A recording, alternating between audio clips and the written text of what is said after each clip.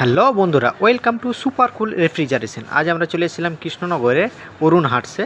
তো এখানে আমাদের কোল্ড স্টোরেজ ছিল, যেটা সার্ভিসিং করার ছিল। আমরা সকাল সকাল চলে এসেছিলাম, তাই জন্য এখন স্টোরটা খোলেনি, তাই অপেক্ষা করছিলাম।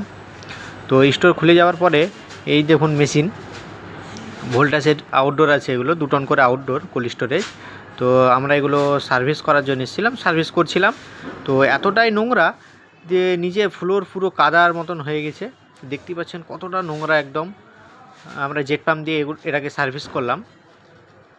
দুটো মেশিন ছিল, দুটো আলাদা আলাদা, আমরা দুটোই সার্ভিস করেছি। প্রচণ্ড নোংরা ছিল, যেহেতু এটা একদম মেন রাস্তার ধারে, তাই জন্যে।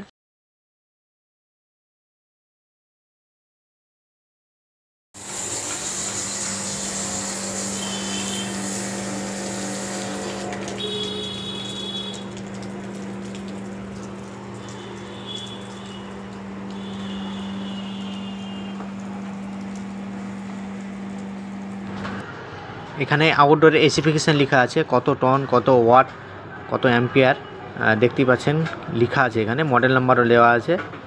তো এটা হচ্ছে আউটডোর।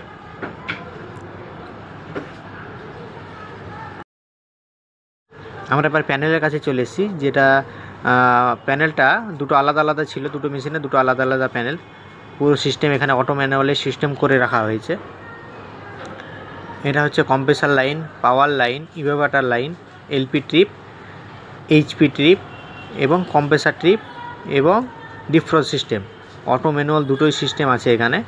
আর এটা হচ্ছে যে টেম্পারেচার ডিসপ্লে, সাবজিরো মিটার যেটা বলি, ভোল্টেজ মিটার দেখা যায়। যেহেতু একটা মেশিন চলছিল, তার জন্য 10.2 অ্যাম্পিয়ার নিচ্ছে একটা মেশিনে, 10.2 করে অ্যাম্পিয়ার নেয়।